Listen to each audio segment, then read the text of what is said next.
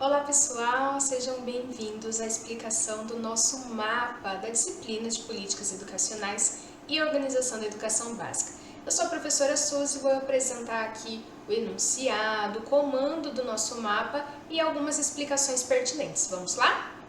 Bom pessoal, vou ficar aqui no cantinho para vocês conseguirem visualizar melhor o enunciado e o comando do nosso mapa.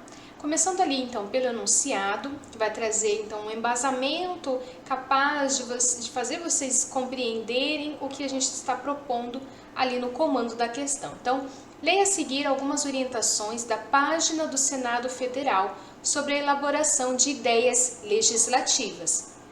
E aqui vocês encontram alguns trechos que o site do Senado vai nos trazer como elementos para você criar as suas próprias ideias legislativas e mandar para eles para ver se tem aprovação e tudo mais. Então aqui tem como se fossem as orientações mais básicas. Eu vou deixar que vocês leiam com calma, mas eu gostaria de destacar aqui a questão das ideias legislativas. Passam por alguma moderação e eles dizem que tem sim toda uma cautela para selecionar essas ideias e que não serão aceitas ideias que tratem de assuntos diversos ao âmbito político, legislativo e de atuação do Senado Federal. O que isso quer dizer?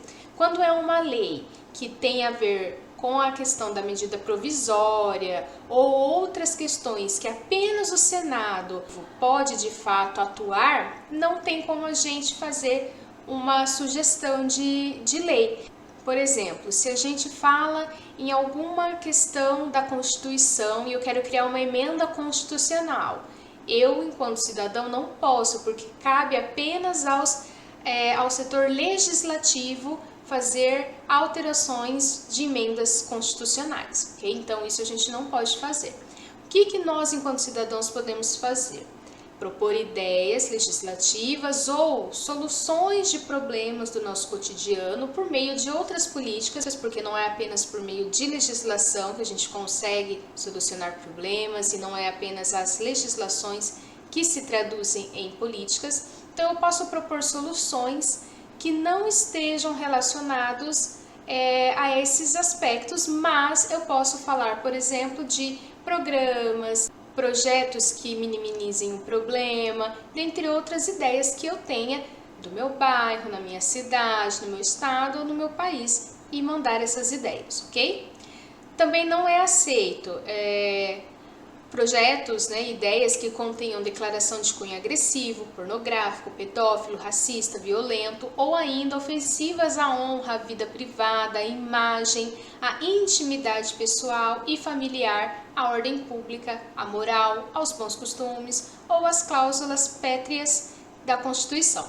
É uma questão óbvia, Então eu não vou fazer uma proposta de ideia legislativa ou de outra política que vá contra a Constituição, que vá contra a liberdade das pessoas, que vá ofender alguém ou que vai ter esses cunhos, agressivos, pornográficos, enfim, não faz nem sentido eu propor uma ideia assim, concordam? Então, isso não é aceito. Pensando nisso, então, com base nisso, vocês farão a leitura do restante, nós vamos lá para o comando da nossa questão. Então, sabendo que você também pode propor um projeto de lei, uma resolução a um problema de seu bairro, cidade, estado ou país, imagine a seguinte situação. Então, é um caso hipotético para você imaginar. A sua cidade possui muitos jovens acima de 15 anos, adultos e idosos que não completaram a educação básica, mas muitos gostariam de voltar a estudar. Para tanto, é necessário uma instituição que oferte a educação de jovens e adultos, mas ainda não há. Estamos falando o que aqui? Da modalidade de educação de jovens e adultos, a EJA, que vai atender a esse público específico, que vocês encontram nas aulas conceituais e na unidade 3, um pouco mais sobre essa modalidade. Então, eu convido vocês a verem esses dois materiais, ok? Tendo como contexto de influência a falta de escola para jovens e adultos, bem como a necessidade de escolas para jovens e adultos, elabore uma proposta de política que possa resolver esse problema ou, ao menos, que ajude a minimizá-lo. Para tanto, siga as orientações a seguir. Então, esse é o comando da questão. E aqui eu gostaria de destacar contexto de influência, ou seja, tendo como base esse contexto de influência. O que é um contexto de influência?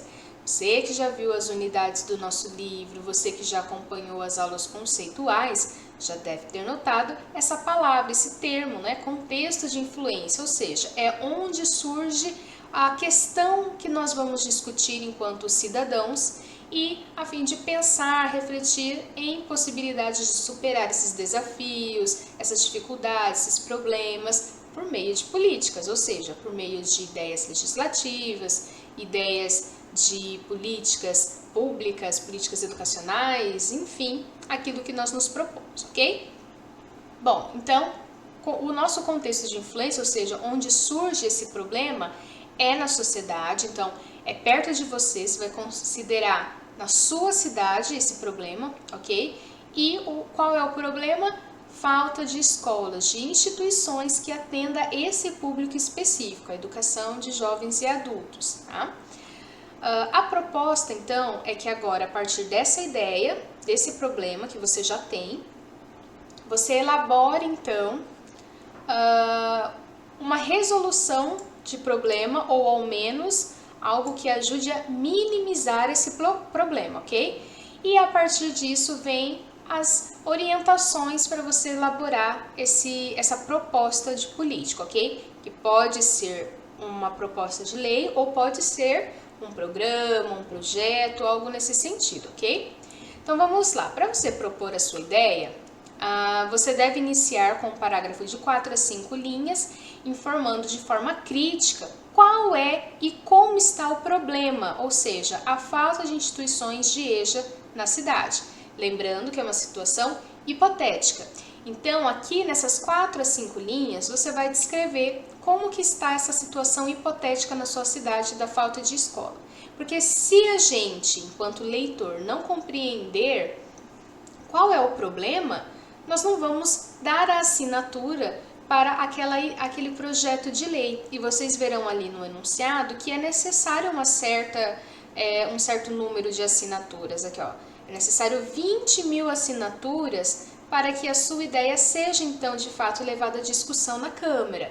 Então, se o leitor a quem você apresenta essa ideia não entende exatamente qual é o problema, então ele não vai dar a sua assinatura. Então você precisa ser enfático. Qual é o problema? É a falta de escola? E por que isso está acontecendo? Você vai trazer ali uma situação hipotética na sua cidade, uma crítica àquilo, né? Por que isso não é concebível? Por que isso não está certo? Dentro dessas 4 a 5 linhas, ok? Depois que você apresentou então esse parágrafo informando sobre o problema de como está a falta de educação de jovens e adultos na sua cidade, você vai apresentar outro parágrafo de 5 a 7 linhas descrevendo a sua proposta de solução do problema ou que minimize esse problema, ok? Então você vai expor a sua ideia a partir desse problema da falta de escolas para jovens e adultos. O que você acha que seria pertinente para superarmos esse problema na sua cidade ou para minimizar esses impactos na sua cidade? Então você vai propor ali a sua ideia dentro dessas 5 a 7 linhas. E para finalizar, com um parágrafo de 5 a 7 linhas, você vai fundamentar, né, com base em uma legislação federal. Por quê? Porque toda vez que nós apresentamos uma ideia de solução de problema, de política, de uma legislação, nós precisamos ter fundamentado onde eu tenho argumentos para que aquilo seja aprovado. E como nós estamos falando em educação, né, que vai estar ligado em relação à educação de jovens e adultos, eu vou trabalhar com documentos que tenha relação com a educação. Então, eu posso pesquisar na Constituição Federal, lembrando que são, então, documentos federais. Então, eu posso argumentar com base em algum artigo da Constituição Federal. Eu posso trabalhar com argumentos com base na LDB, que é a Lei de Diretriz e Base da Educação Nacional, ou eu posso trabalhar com artigos do Plano Nacional de Educação, tá? Que é o PNE. Então, você vai escolher um desses. O importante é que em 5 a 7 linhas você consiga trazer argumentos em um artigo desses documentos. Então vamos supor que você escolheu o artigo X lá da Constituição Federal. Então, com base no artigo X da Constituição Federal, é importante que se tenha a solução desse problema. Nota-se que é dever do Estado ou é dever do cidadão. E você vai, então, tecer a sua defesa de por que a sua ideia precisa ser aprovado, ok? O mesmo com a Lei do Bem, o mesmo com o Plano Nacional de Educação, tá?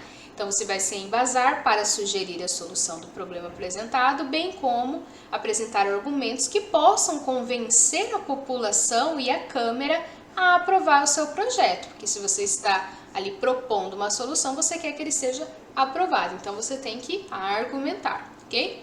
E aqui embaixo nós temos algumas outras orientações com relação à diagramação, normas da BNT, normas da língua portuguesa, que é importante vocês lerem, né, fazerem a revisão depois que estiver tudo pronto, ler de novo o seu arquivo com calma, procure erros, né, gramaticais, normas da BNT para você corrigir e depois você salva, deixa bem bonitinho em um campo específico que você identifique que é esse o arquivo correto e você envia lá no campo da atividade de mapa, ok? Então eu espero que tenha ficado um pouquinho mais claro a explicação do mapa e qualquer dúvida, entre em contato com o seu professor mediador. Até a próxima!